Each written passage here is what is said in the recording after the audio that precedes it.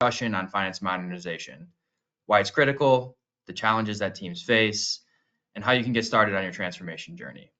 I want to extend a special thank you to everyone joining us today and also reviewing the recording after the fact. Whether you're already on this path or just beginning to explore modernization, this session is designed to provide practical insights and actionable steps for folks who are in new positions. Before we get started, we do want to make this an interactive session. So there's going to be two different opportunities for us to be interacting as a group here today. First, there's going to be polling questions throughout where we'll be engaging the audience for input on discussion topics and ultimately with intent to actually share insights from your peers who are on the line today. The second piece is actually we want to welcome live questions throughout. So Don and I will be monitoring the questions panel and be able to share additional insight based on questions that you guys submit. So within the platform, you can see there's a questions tab. Do feel free to submit those questions. I'll be periodically looking at that. And again, we'll be happy to share additional insight where needed. So with that, let's get started. We can move to the agenda. We'll start off with some brief introductions from the team, from Don and myself, and of Clearsulting. We'll then transition into discussing common trends and challenges facing the finance function today. We'll discuss how finance teams can get organized as they work to deliver modernization initiatives. We'll talk about a strategy for prioritization. And lastly, we'll share an opportunity for how organizations can typically get started. But before we dive into material, let's do some brief introductions. So for those who are not familiar with us, Clearsulting, we are an Office of Finance transformation shop that really specializes in helping clients through their modernization journey. We found a niche in blending high-level strategic advisory work with a roll-up-your-sleeves approach to deliver transformational solutions. Personally, my name is Andrew Bell. I'm a partner with the firm. I've spent the majority of the last decade with Clearsulting helping define and deliver varying capabilities. Currently, I do lead our strategic finance and innovation practice, which is the group that focuses on finance modernization. With that, would love to pass it over to you, Don, for a brief intro on your end. Thank you, Andrew. So good afternoon, and thank you for joining us today. As Andrew said, we'd love this session to be as collaborative as possible. So please do ask questions in the chat. We've tried to time box things out so that we can fit within the hour, but it's more important that you get what you need out of this session and that you're informed relative to your modernization journey. That would be a win for us coming out of today's session. So my name is Don Rogers. I lead our financial services sector.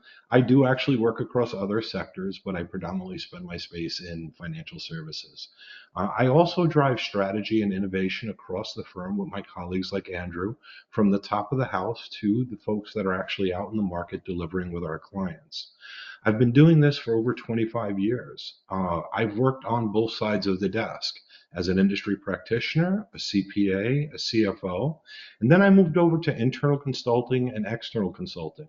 I've worked with some of the premier firms in the industry, spending over a decade with EY as a senior partner, leading the CFO advisory practice and different parts of our solution build out, and as the lead client service partner on some of our major accounts.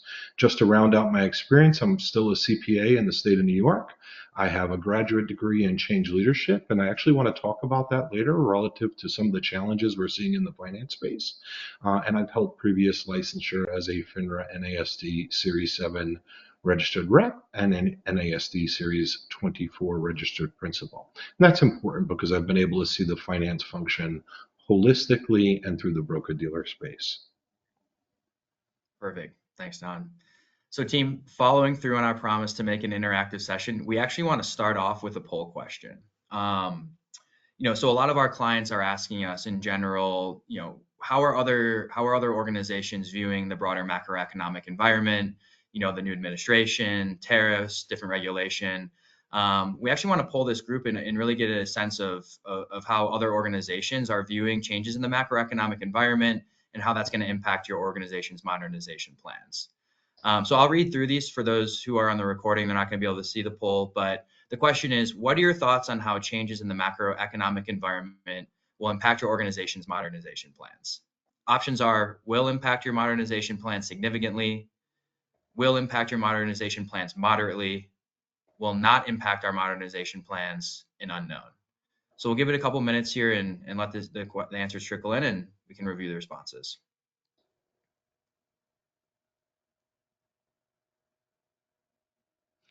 And Andrew, as people respond, we'll talk about it. We were thinking about how to set this up, and it's so important relative to everything that's going on, both from a socio-economic and political perspective in the world, to ask this kind of upfront because it's going to have a major impact on the way organizations think about modernization and think about what they need to do to address what's going on real time in the environment. Thanks. Perfect. So it looks like some of the questions or the responses have started to trickle off. So just to recap, so 20% mentioned that this will impact their modernization plan significantly. 40% said it'll impact it moderately. 15% said they will not impact their modernization plans. And then the remaining 25% mentioned unknown. So definitely a mixed bag. And, it's good to share this insight. And what we're telling our clients down, I know you and I were just talking about this the other day, is in this type of an environment, it's really important for us to have access to data and to be able to go through and really look at different scenarios and forecasting to understand where your organization might be from an optimistic, neutral, and pessimistic view in the future, and ultimately how that might impact your ongoing financial plan. So these are key things that we're telling our organizations and our clients. The other thing too is, where you have momentum, really understand, hey, where can we find opportunity to continue that momentum, but potentially reduce investment that would be required to push the modernization journey forward. So definitely some common things that we're seeing. Don, anything else you care to share there? Yeah, there's actually a story behind some of these inputs here. So when we say it's going to significantly impact modernization, I'd be interested as we go through this to hear is that a heavier investment in modernization to make your organization more nimble, to actually be able to respond to some of the constantly changing economic factors, or is it a pullback because we're not sure, which is a significant difference? Absolutely. Perfect. So with that, we can dive into the material. So to start, Don, I'd actually love to pass it over to you to set some context around what are some of these common trends and challenges that our, finance teams are facing, because we understand it's important to start here because this is often what's driving organizations to embark on these modernization initiatives. So Don, do you mind sharing some initial perspective on these topics?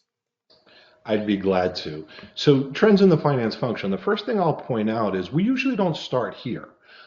We have a cross sector of industry folks on the webinar today. So, we're staying agnostic relative to industry, but it's often very important to first set it up relative to the industry that we're talking about or to, because what is important to a manufacturing company could be very different from what's important to a bank relative to how the finance function actually supports that. So I'd ask that everybody keep that in mind.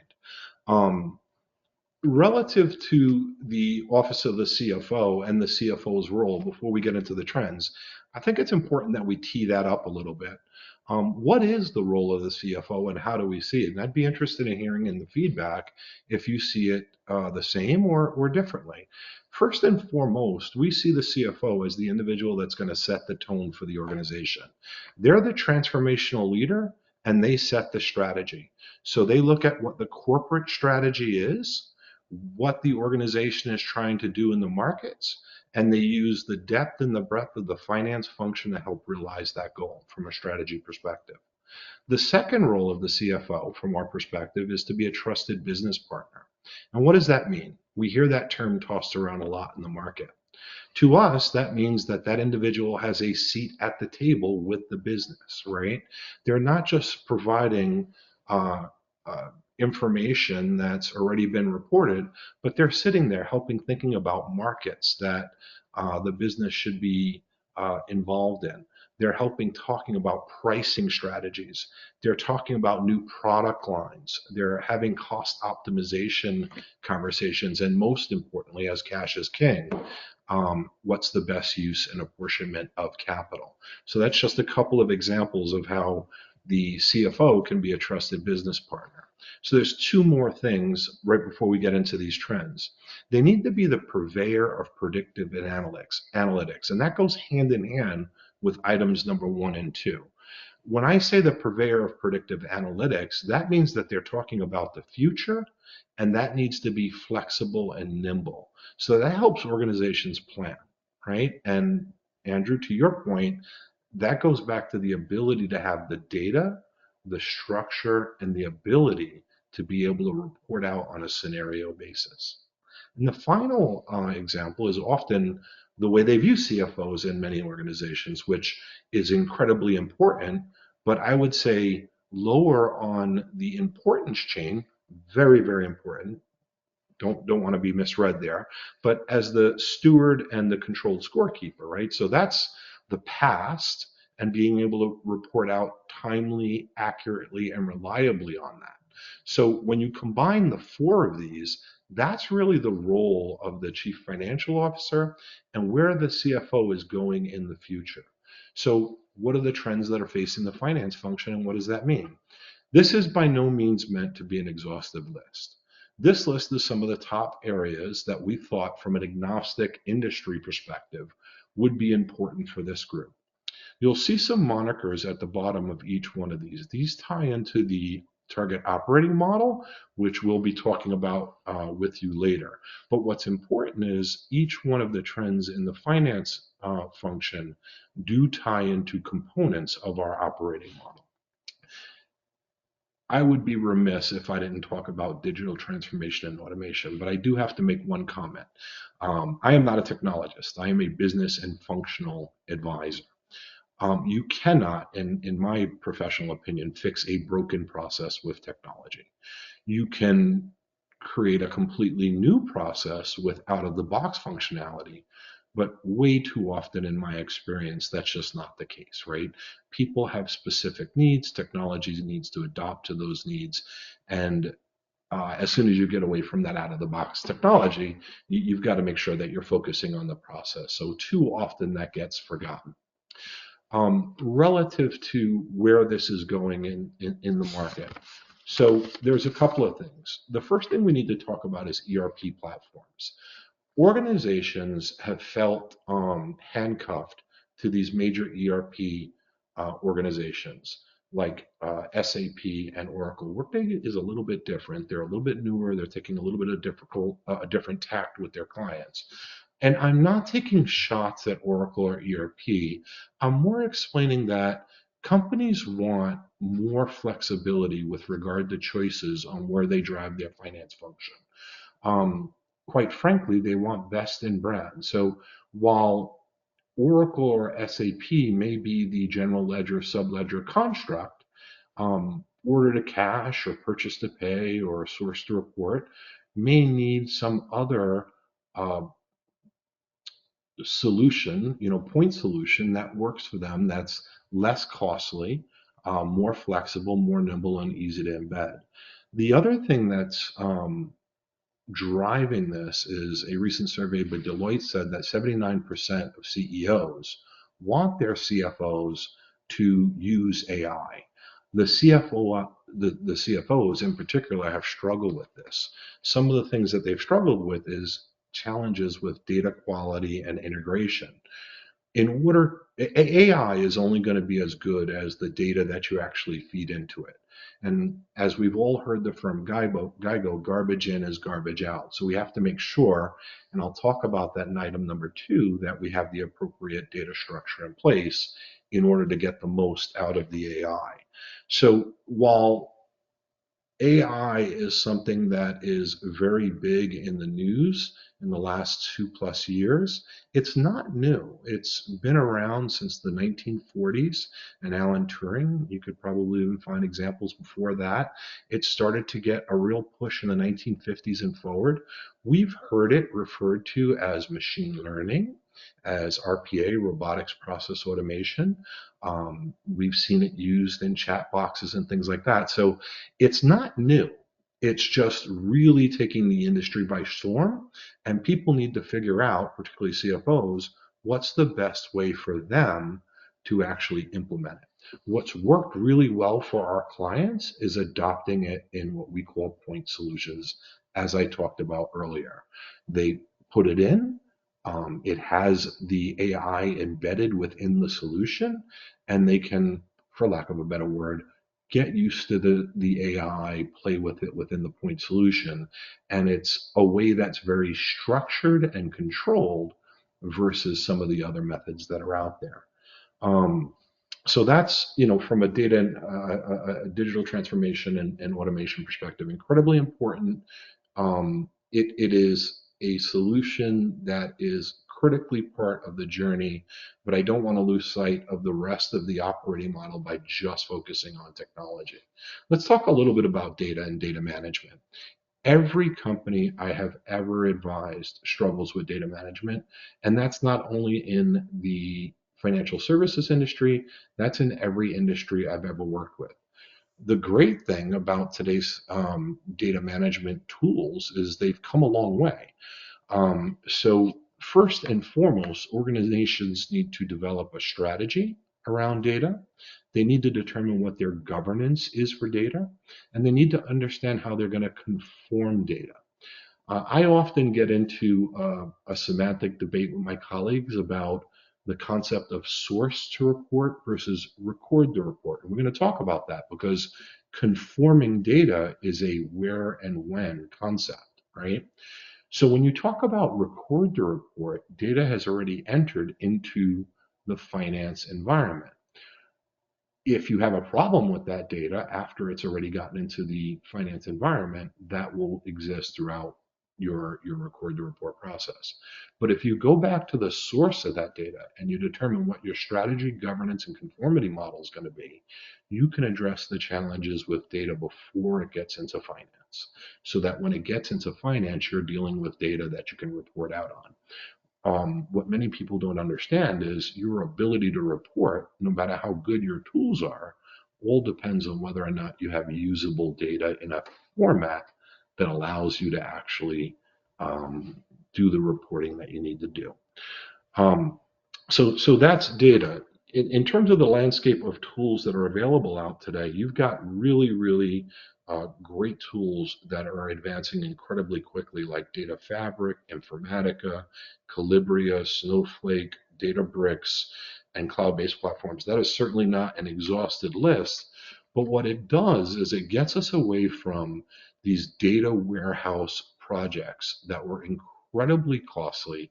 And in every one I've ever participated with, Andrew, is you start with one concept in mind and then everybody piles on, and it's just a never ending data warehouse that has a ton of information into it, and it's cost millions of dollars, and there's no end game in sight. What some of these other tools allow us to do is use concepts like a data lake or a hybrid version of a data lake house. I won't get into the technical aspects of that right now. We can save that for another conversation. But the point is, data has come a tremendous way in it being able to be conformed. And once you have conformed data, your ability to be nimble, to report, to be predictive, and to get the analytics you need to run the business becomes exponentially easier.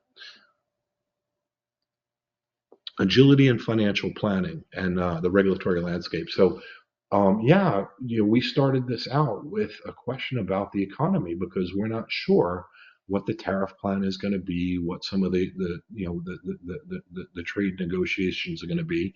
So there is going to be a lot of pressure on the finance function to continue to do scenario analysis to understand what different regimes mean and what different costs mean if we're bringing in costs from countries that have high tariffs to our business and our bottom line, and we need to be able to be nimble and report out on that. The regulatory landscape is changing. I think that this regime right now is reducing the overall regulatory landscape, but what we see is the states are stepping up and implementing regulations that companies will have to comply with. Also, many of the organizations that we deal with deal on a global basis. So Europe is not, as an example, pulling back on their regulatory regime. They're moving forward with it. We'd have to break out very specific aspects of regulation, but the key aspect here is it's influx right now, and we need to be aware of it. Cybersecurity and risk management, this is affecting everything. We talked earlier about organizations wanting to move to the cloud. Well, take major banks, for example. Um, they don't completely trust the bigger banks putting their financials on the cloud, right? Although Oracle and SAP are definitely moving in that direction relative to their packages that they offer. They are experimenting with performance management, management analytics, and things of that nature on the cloud. And I would imagine one day that they will get more comfortable relative to the security of the more regulatory reporting information on the cloud as well. But that is an issue. Cybersecurity and risk management again is top of top of thought when it comes to trends in finance. The final item on here is talent and skills gap, and I'll make 2 points here. One, we're dealing with a brain drain coming out of universities.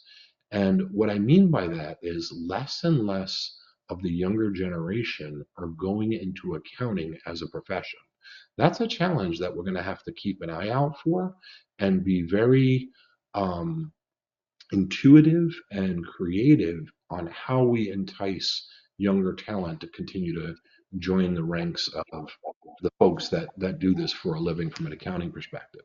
The other thing, as we talk about the modernization journey, is what folks do today is not necessarily what they're going to do tomorrow. So the skill sets change as you modernize, right? And just think it as basic as somebody who's really good cobbling together Excel spreadsheets now has to go into a tool and understand how to do analytics within a particular tool. Different skills, potentially a different person, but talent activation, talent retention, training, all of those things need to be considered to address that. I know that was a lot, but the trends facing finance right now are pretty significant. Let me pause, Andrew, and ask if you have any questions or if there are any questions from the crowd. Yeah, absolutely. So still no questions from the crowd. So team, just yeah, feel free send those through. While y'all are thinking about that, Don, one thing I did want to note here is, you talked about the talent that's coming out of university, right? And kind of what energizes them. From what I've seen, building a culture where you have a finance and accounting function that's continuously driving improvement within the organization, that's continually working with new and advanced leading technologies, that's going to really help you attract a lot of that top talent. So when you guys are thinking about going out to market and recruiting, whether it be from campus, experience or not, making sure that there's an element of driving continuous improvement is part of that. The second piece is a lot of folks think about talent and skill sets as just like, hey, am I digitally like analytical? Do I understand data, et cetera? There's also an element of this where there's actually more strategic skills and folks who are able to deliver projects, folks that are able to partner across business lines, who are able to work through risks or issues or conflicting priorities. Having that ability to drive that type of a project is going to be important, and building that capability in house is really important for finance functions so they can have a continuous improvement type function and to have the skill sets needed to deliver those types of projects. Obviously, external support consulting organizations like us are very much so there to help with that. But longer term, I always encourage my clients to think through ways that they can um, yeah, build that capability internally. I see someone with their hand raised. You are going to be on mute, so if you wouldn't mind submitting your question through the questions tab, we can address that accordingly. In the meantime, Don, why don't we continue on here? Sure. Why don't we go to the next slide, right?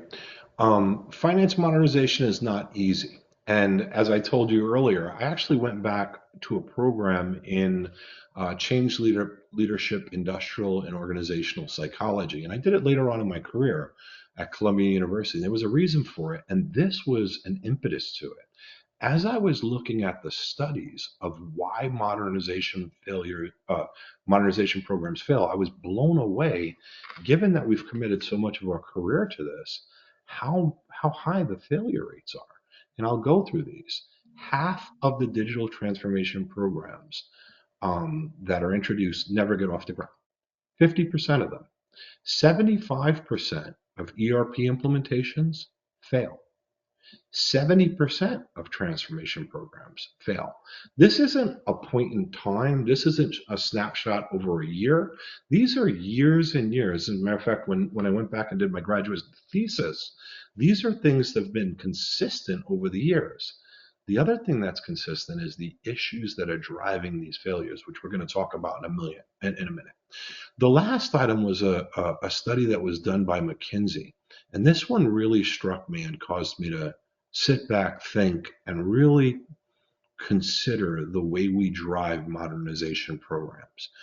86% of the people they surveyed felt they didn't get out of the program what they thought they were going to get in the beginning. So something fundamentally failed with regard to bringing them along on that journey and making sure they understood with what they set up at the beginning and agreed to was not what they got in the end. And there was a series of decisions that were made that they may or may not have been a part of it that got them to the point that gave them the functionality that they didn't feel comfortable with in the end. We'll talk about that a little bit in the next slide. So what we've listed here, if we could go to the next slide, is about 10 or so reasons modernization programs fail. And this is the interesting part. I've participated in a significant amount of modernization programs at everything in my career from a junior analyst all the way up to an executive sponsor reporting to the CFO and the board of directors. These issues come up in every single program. I will tell you that I was on the phone with clients this week, and I can literally sit with this as a checklist and go, all right, they're setting themselves up for failure. How do I convey this message without being insulting or act like I understand what their problems are, out the gate? But let's talk about them, and hopefully they'll resonate with you as they do with me. So, lack of a clear vision and objectives, as we talked about. If it's a finance transformation, the CFO needs to do two things, maybe three. First, they have to make sure that they're aligned with the CEO, the board of directors, and what they want to accomplish. Because ultimately, they're going to provide the funding for the program and the ability to drive the program through the organization. The CFO then needs to take on strategic imperatives that are realistic in scope so that they can accomplish them. The average tenure of a CFO, and this is public or private, is 2 to 3 years. Think about that when you think about how are you going to drive modernization and how are you going to drive change in an organization. So they've got to show early on that they can be effective, get some things done, show some early benefit, but also have a clear plan on where they're going. Often when I sit down with CFOs, they have a list of 140, 160 items that they're working on. And yeah, I did sit at this one lunch recently, and we had this amazing talk because the CFO and I were on the same page. He goes, Don, I've got 5 initiatives, and here they are. We talked for 2.5 hours about those 5 initiatives.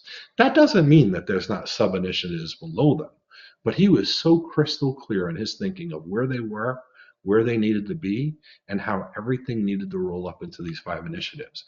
Studies show that anything more than 7 major initiatives, and you get to a point of critical mass where organizations lose focus and lose the ability to actually be effective.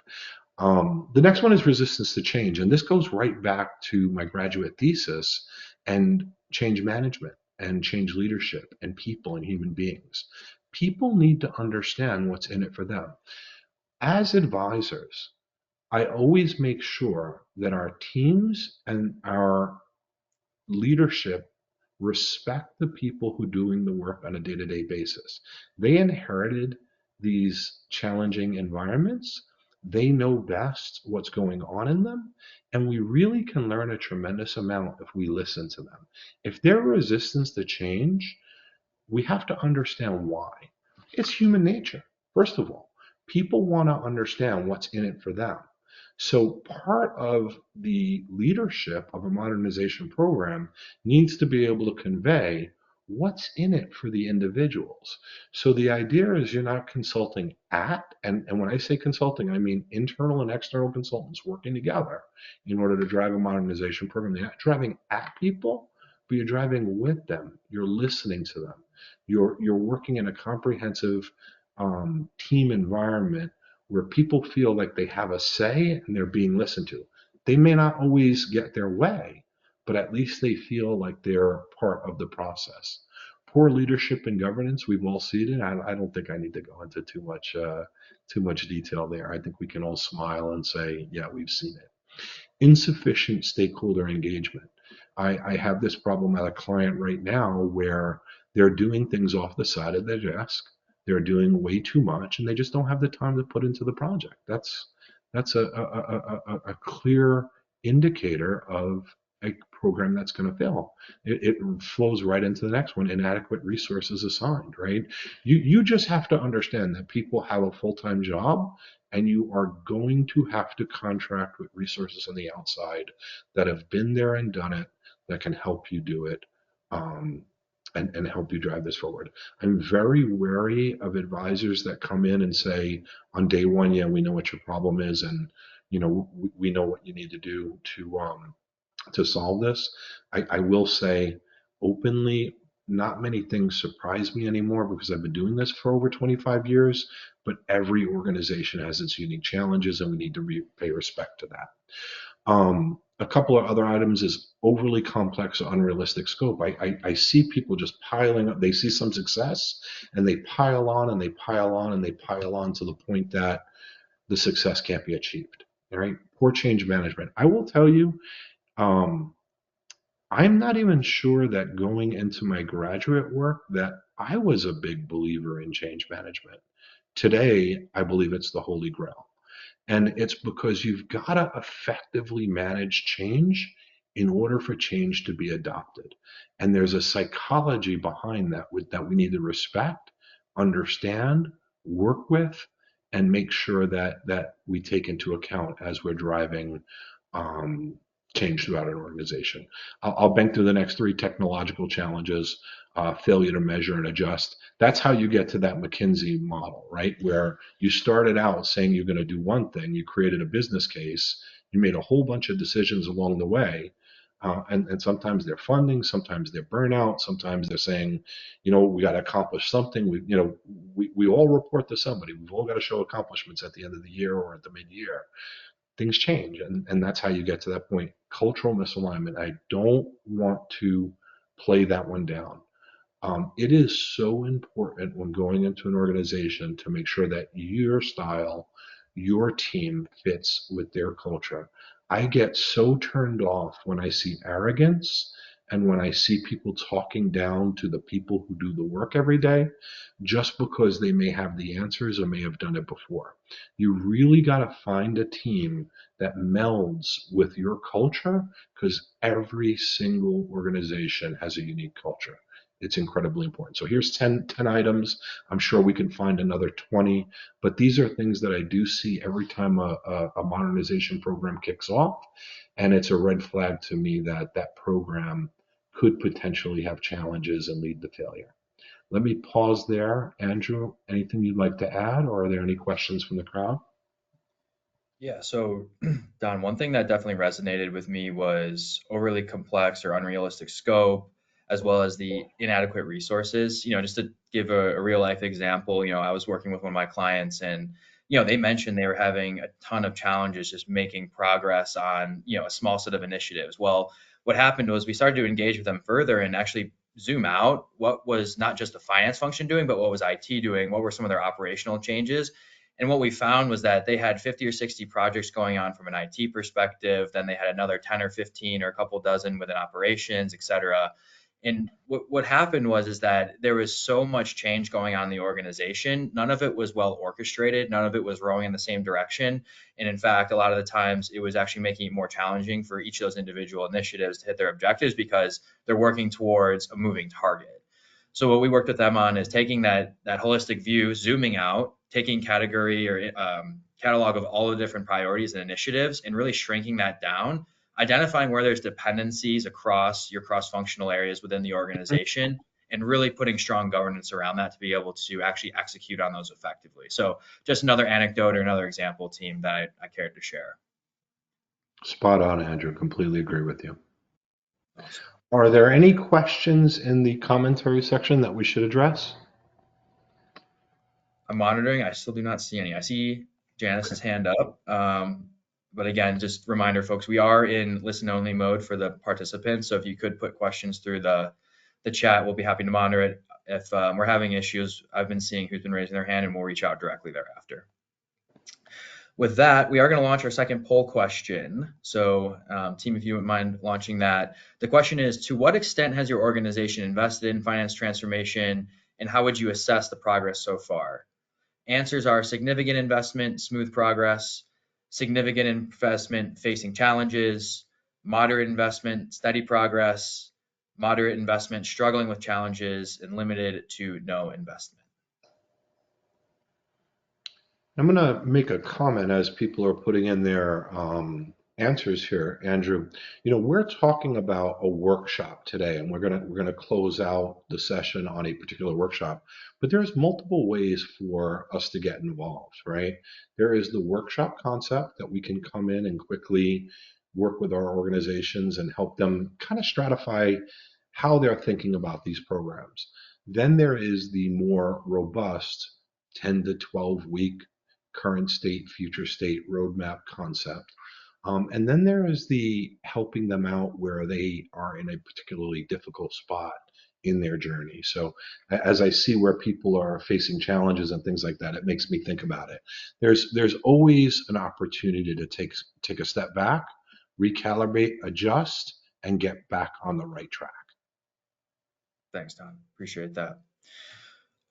Perfect. So it looks like answers have stopped trickling in. So we can close the poll just to provide an output here. So no one indicated significant investment with smooth progress. So that means everyone on the line today has indicated that they have, probably had some specific challenges. There has been moderate investment with steady progress, but majority of respondees are saying that they have faced challenges or are struggling with some of these issues. And again, it just continues to corroborate that you're not alone, right? And there's a lot of other organizations that are facing some of these challenges. So we're happy to transition and talk about some of that. One thing that came through quickly on the change management side, or sorry, from the question side, is just someone mentioning, I struggle with the change management. We complete a project and the end users struggle with the changes and want to abandon. So just a couple of reactions there. First of all, thank you for submitting that. From my perspective, change management needs to start from day one, anytime we embark on a modernization initiative, right? We need to first really look at the organization in an objective lens and say, hey,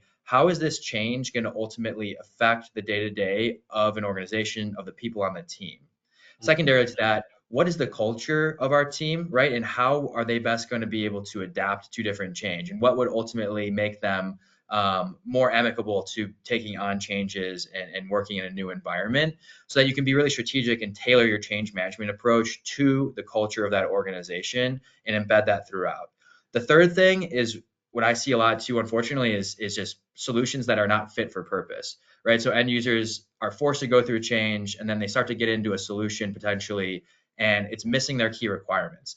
What's really important for us is to engage the end users, engage folks who are in the day-to-day through a requirements gathering phase, and make sure that as we go through the overall functional and technical design, we're able to either A, meet those requirements, or B, understand where we might be rationalizing requirements and articulate the why we're rationalizing specific requirements or functionality to teams, so that when you get the end solution, it's already well known of what this is going to look and feel like. And ultimately that solution is going to meet those requirements of the end users. Don, anything else to share there on change management? I thought that was very comprehensive, Andrew. Thank you. Okay, perfect. So team, good transition here. So want to transition into how organizations can mitigate risk around finance modernization initiatives and how they really can get started. So the first thing I want to call out here is what we've done is we've created, including strategic initiatives, benefits, and outcomes, a 10 component target operating model, which is intended to be a comprehensive framework for how organizations can first measure the maturity of their finance and accounting function, as well as evaluate modernization initiatives and key elements that they need to incorporate as a part of their modernization initiatives. If you think about the last slide, the number one trend or challenge that we talked about was failure to capture benefits or the value that a modernization initiative had initially set out to achieve. And honestly, for two reasons, to Don's point, a lot of times it's just because that's not defined. In other cases, it hasn't been appropriately defined, challenged, and articulated. So what I want to start with is in the middle, you can see we've started with actually incorporating those strategic imperatives and benefits and outcomes into the target operating model, knowing that when you go down to modernization initiatives, we really need to make sure that we're focused on what are those imperatives, What are those measurables and those tangibles that we're going to be working towards? How do we challenge that and make sure that there's a strong benefits case? And then last, how can we actually measure the benefits as they're delivered as we go through a modernization program? The second thing I want to call out here is that you can see around the outside, we've actually expanded the classic people, process, and technology into a much more comprehensive set of dimensions that are going to be important to be considered as you're going through a modernization initiative, right? So we do have obviously the classic pieces around process workflow, right, which is just how you design a process. But very, very often we see, hey, you're not able to actually execute a leading practice process because our master data design is not designed and implemented in a way that substantiates and supports a leading practice process. So for example, we have data enablement underneath that, right? So we can understand how do we actually look at the data from an organization perspective, how we blend that with your overall process design to make sure that it's enabled from a data perspective. Kind of converse to that, they always say you can't put a broken process into technology and expect for it to work, right? So there's actually interplay between process workflow, digital technology, and AI, making sure that those are also working in sync as you go through an overall modernization initiative. Last piece, we've added a lot of elements from a people perspective, right? So we talked about the talent and the skill sets that are going to be required for organizations to be successful, and thinking about that both from like a technical skill sets perspective, but also more strategic around process delivery, program delivery, risk management, working across stakeholder lines, et cetera. Having that well defined is going to be very important. We've also added elements around service delivery model, which we define kind of as where you're going to be delivering the services from finance and accounting perspective across corporate layers, business units or regions, potentially shared services, potentially business process outsourcers, centers of excellence, et cetera. So the idea here is when you go through a modernization initiative, right, it's important to have this as a background to say, hey, this is a good starting point for us to first measure the maturity, but also understand how we're going to be organizing our modernization initiatives to understand that we need to evaluate and improve these elements either holistically or more targetedly because they're going to have knock-on effects or dependencies across the target operating model. So do want to pause there, Don. Anything else you care to mention around the target operating model? Just a couple of items, Andrew. Thank you. One, as you'll see, the monikers that we had talked about in the finance trends tie right back into your target operating model, which is critical. The trends tie into the way we look at and de-risk your finance modernization journey. The other thing is in presenting this, we've presented it as a kind of dial. And if you look down at the lower right-hand corner, you have something called the constituent experience. So this has grown over time from the customer journey, right? And what it's all about is making sure that your internal and external constituents are identified. For the longest time in working in this space, CFO advisory, our whole goal was to get you to be a better business partner. But as we started to think about that is you actually serve more than the business. You serve operations, you serve technology, marketing, a number of internal functions. You also serve external constituents like the regulators, like the vendors. And you want to calibrate each of these components to the desired constituent experience. And I'll give you an example. When dealing with your regulators or your business, you may want to make sure that we're giving them pure play white glove experience. When dealing with your vendors, it may be okay once you get them set up and understanding our environment to put them through a portal so that they have an electronic interface first. I wouldn't want my regulator to go through a portal to get to me. I want to be able to talk with them. I want them to get a real personal line. So you want to calibrate your operating model according to the desired output. The other thing that's important to note, and you're going to talk about this in a minute, so I don't want to steal your thunder, is every single one of these components are backed up by leading and lagging practice repositories. So if we go in and we look at talent activation or data enablement, we know what all the leading and lagging practices are, which will help our assessment as we move into this. Thanks, Don. Appreciate it. Yeah, so the next question we get after we talk clients through target operating model is, hey, this makes sense, but this isn't really specific to my process area. And to be honest with you, that's really by design, right? We've meant for this to be able to be applied across the end-to-end finance and accounting umbrella or specifically to functions within finance and accounting. I won't spend a ton of time here, but this is just how Clear Salting kind of thinks about the end-to-end finance world, right? So we have your different core macro process areas like order to cash, which is, completing transactions from customers, fulfillment, collection and payments, plan to insights, which is often called FP&A at organizations, which is really your strategic planning, as well as monitoring budgets, actuals, and reassessing business decisions throughout the year from a financial perspective. Source to report, as Don likes to say, or record to report, and others is, obviously your classic R to R type functions around collecting, processing, transactions, consolidating, presenting complete and accurate financial statements. Treasury, liquidity risk, financial risks, right? Just managing day-to-day business process. P2P or procure to pay is standing up an organization's procurement function and really extends all the way through processing invoices and collecting payments to vendors rather. So these are all important. Obviously, there's elements of enabling processes underneath, like internal controls, compliance, master data. But again, it's really important that you can apply as you go through a finance modernization initiative that target operating model to each of these elements on there, either individually or holistically. Moving on, keeping sensitive of time. Don had mentioned this, right? The beauty of the target operating model is that we've been able to then take that a next level and provide an opportunity to actually measure the health of an organization. And what we've done is we've created a set of leading to lagging practices that are aligned to each of those elements of the target operating model, and then also at the sub-process level within the prior slide, right? So for purchase to pay, for example, right, there's a repository of leading and lagging practices around strategic supplier management, all the way through, goods and services receipt and dispersing supplier payments. And this provides a really great opportunity for organizations to actually understand where the biggest issues, challenges, or pain points that they have, and then ultimately provide them an opportunity to prioritize, knowing that, potentially funds, time, effort, finite at an organization. And that helps ultimately inform kind of where you are today and, prioritize how you want to get to where you're going to be in the future. So if we page forward, this is more illustrative, right? It's not meant to have every single piece on the slide, but you can just show how there's the leading, the lagging practices across each of the categories for the overall operating model. I think we can page forward one more. Perfect. So with that, Don, anything else to add around leading, lagging practices, overall finance and accounting process?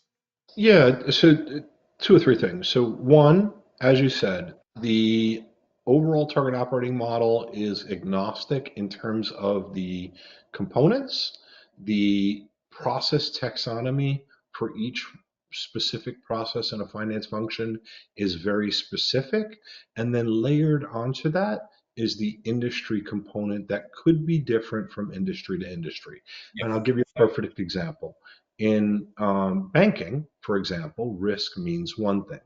In a manufacturing organization, it means another thing. So we make sure that we actually account for those nuances within our repositories and within our leading practices. The other thing that I wanted to talk about, I'll get into now, and you've heard me say this before, Andrew, I am very wary of organizations that come in and say, you need to be at leading practices and this is what you need to do. I couldn't agree less with that statement. You need to be where you feel, as your organization, what's right for you and where you want to drive your organization. And I'll talk about that after we get through this poll question. Perfect. Thank you. So with that, team, let's launch the next poll. All right, the question is, which operating model component offers the biggest opportunity for your organization's finance transformation? Options are grouped around more from the people side, so talent activation and service delivery model. Next is process or process workflows. Third is technology focus, so digital technology, AI, data enablement. Third is, governance, risk, and controls. And last is more around reporting, insights, and analytics. And just a little inside information, we had to group these to fit within the model of the questionnaire. So we made logical groupings.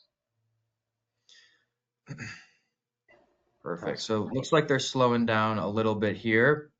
Just to recap, as the last ones trickle in, the biggest one that we're seeing from a poll perspective is digital technology, AI, and data enablement, and then followed in second place by process and insight and analytics tied, And then tertiary is actually another tie, talent activation service delivery model, and then the GRC side.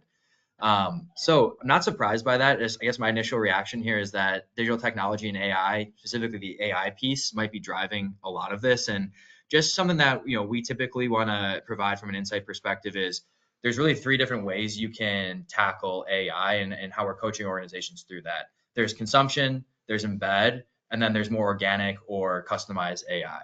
So you think about consumption, that's really going to be like your personal productivity type use cases, your co-pilots, your chat GPTs, others that are you're able to go to and use and consume that AI directly from those sources to make you more productive. Second is going to be more embedded capabilities. So Don talked about this. A lot of the next gen ERP platforms, a lot of the point solutions that are out there nowadays are embedding AI into that solution and bringing more advanced analytics or AI capabilities into those platforms in a more out of the box way that doesn't require massive data or infrastructure to be able to build. Third is going to be your more customized, built out AI models, which, again, is going to require the big data. It's going to require advanced analytic capabilities, et cetera. And that's really kind of the third bucket. What I'm seeing right now is organizations, specifically finance and accounting, are really focused on bucket one, consumption, and bucket two, embed. So with that, I think it's important we can go on to the next section here. And Don, the third question we get from folks is, this is great. You have a target operating model. You've got a repository of leading lagging practices, but like, what does this really mean? Like, how do I actually use this and how do I get started? Sure. So in terms of our modernization workshop, there's a couple of ways that we like to look at this to kind of kick these things off. The first thing are, what are the emergency trends within the emerging trends, pardon me, within your industry, and how is your competition reacting to those trends? We often forget, when we're closing the books every month and doing what we have to do, that we're running a business. We need to understand what's going out there on, with our clients and with the competition. Then how do these trends impact the office of the CFO? Where is our organization aligned or misaligned to that spectrum of lagging to leading practices? Then what can we do to address these trends and challenges through modernization? Next slide, please. Now, I want to be frank, we had an hour and we had to combine a lot of material into a very compressed time frame. So I'll try and walk you through this. With the workshop, we start with aligning your finance strategy and helping you understand what that strategy is if it doesn't exist, and really pressure testing it if it does exist. To the firm's business objectives and operational plans. So that's how we come up with our strategic imperatives. Each organization's got to craft their unique vision that's right for them, right? Because each strategy for an organization is going to be different. And that's what we'll see. Some people may want to sell, they may want to evaluate the operating model holistically, or they may just want to focus on particular components of it. It starts with defining the finance target operating model in the current state. We have to look at where you are relative to the current state, and then ultimately where you want to be, and help you identify what the roadmap is to get you where you are today to where you ultimately want to be. Andrew, taking into the account of leading practices is not necessarily where you want to be. It's where you feel comfortable relative to practices for each component or the component you choose of the operating model.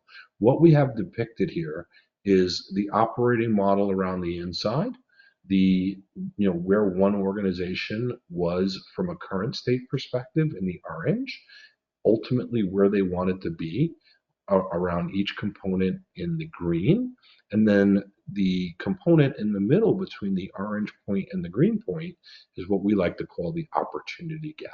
So that's where your initiatives come in and how you actually improve and get to where you want to be from a vision perspective. The results we achieve is we get a high level current state analysis that identifies key challenges. We understand our targeted state vision. We've identified the gaps between the current and desired state vision and make practical recommendations, both short term, medium term, and long term. We identify the initiatives necessary to achieve these achieve the future state vision, and then we prioritize the roadmap and understand the knock-on effects of the target operating model. Now, there's a couple of things that we do that's very unique in order to make sure that everybody has skin in the game.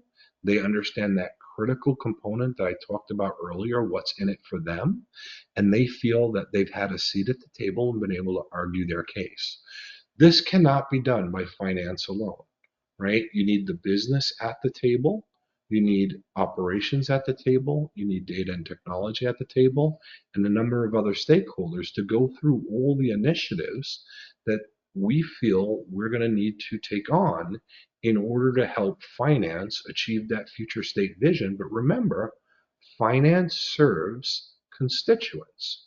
And then we need to calibrate that with their feedback to make sure that we've taken into account what they feel should ultimately get on that roadmap. Some of this sounds like it's obvious. I will tell you, after doing this for 25 years, what seems obvious can often just be missed. You know, whether it's the pace you're running at, what you're trying to accomplish, things that you're trying to get done, etc. I realize that we're coming up on time, and I don't want to go too much further into this. I do want to open this up, one, Andrew, to you, if you have any comments relative to this, and then two, to the group that's participated today. Hopefully they found this informative and open up any questions that they may have and answers.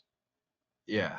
No, and I appreciate that, Don. The one thing I just want to mention is the concept of the workshop is meant to address common challenges for organizations who are having a hard time getting started. Some of those root causes are, lack of stakeholder alignment, right? If you want to go through something like this, we'd mentioned you need to engage your IT, you need to engage some of the other cross-functional areas of the finance and accounting umbrella.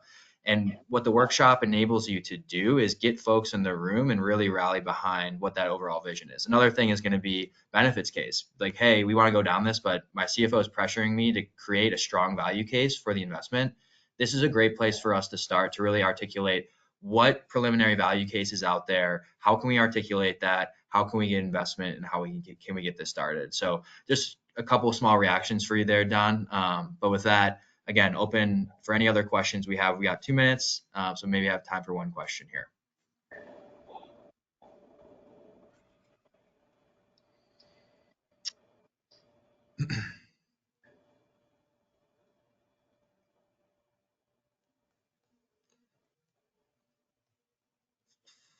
Okay, we had a question come in, and it is the sentiment of the question is, hey,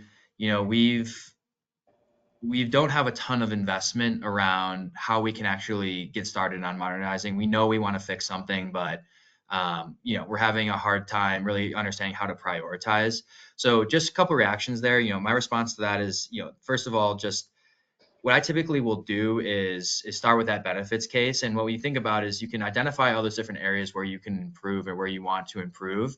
And what we typically recommend is actually plotting those on a 2x2 matrix of level of effort versus value that's going to be delivered, right? So if you can think about a 2x2 matrix where level of effort is kind of your x-axis and value is your y-axis, the bottom left quadrant is going to be low value, maybe potentially low effort things, and we consider those quick wins, right? That might be a good area where you can start and just get the ball rolling. That quadrant above it is actually what we consider gems. So those are going to be your lower effort, higher value activities. If you have anything in there, it's really important, and you can actually start with those. Over to the top right quadrant, that'd be high effort, high value. Those are more transformational. Maybe those are things you want to prioritize longer term down the road. And then the bottom right, which would be your high effort, low value, we consider those like blockers or things you'd want to kind of avoid. So just a quick technique, and you can do that very scientifically around the value case, or you can just do it with some assumptions. But that is a good way for organizations to kind of think through how do they prioritize when you have a limited purse to invest. Perfect. So with that, we're at the top of the hour. Team, thank you for joining us. Just want to kind of close out here and say, hey, if you're interested in the modernization workshop or want to continue to have conversations, Don and I's contacts here. We're happy to chat. Do feel free to reach out. And again, just want to thank everyone for spending the last hour with us. Hope to speak with you again soon. Thank you.